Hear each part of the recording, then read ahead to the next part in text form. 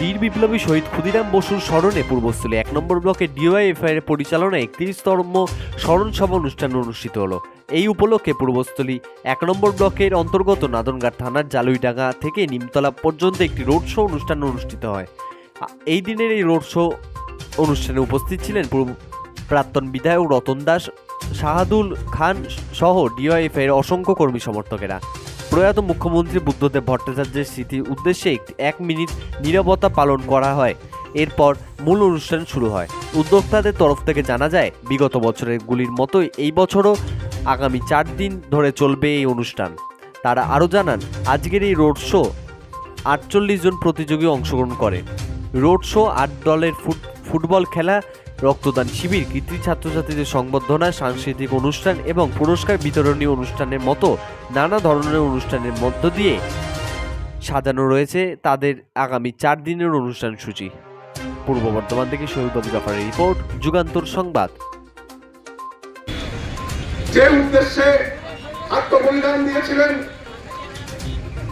আজকে বাস্তবে আমরা দেখছি তার উল্টো জিনিস।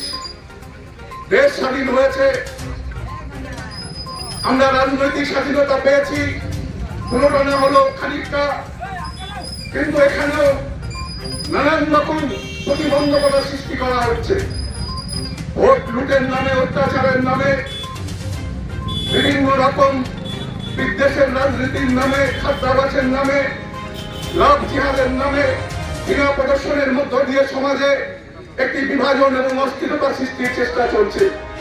ইদানিং দেখেছেন যে ওপার বাংলায়, বাংলাদেশে ওদেশেও ছাত্র আন্দোলনকে সামনে রেখে বিভিন্ন জামাত এবং মুসলিম মৌলবাদীরা আজকে সিটি ধ্বংসাত্মকরা সেখানে চালালেন।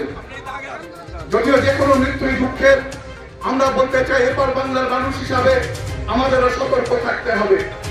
কোথায় যায় পরিস্থিতি? আপাতত অন্তর্বর্তীকালীন সরকার গঠিত হয়েছে সেনা নিয়ন্ত্রণে, ইউনূস সাহেব উপদেষ্টা তথা প্রধানমন্ত্রী হয়েছেন। কিন্তু আমরা বলতে চাই, উনি যদি ভারতবর্ষের সঙ্গে সহযোগিতা চান, আমরা সহযোগিতা দিতে রাজি আছি।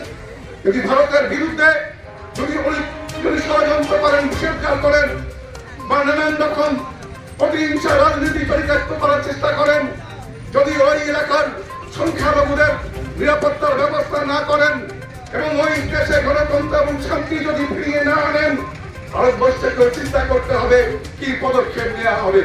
আমরা বলতে চাই যে ওই দেশে মুসলিম মৌলবাদীরা মাথা তুলছে আর আমাদের দেশে হিন্দু মৌলবাদীরা মাথা তুলছে। দুই মৌলবাদী এই মাথা তোলার মধ্য দিয়ে সাধারণ মানুষকে বিভাজন করার চেষ্টা। আমাদের বেকারের সমস্যা, বেকারি সমস্যা দিবস উপলক্ষে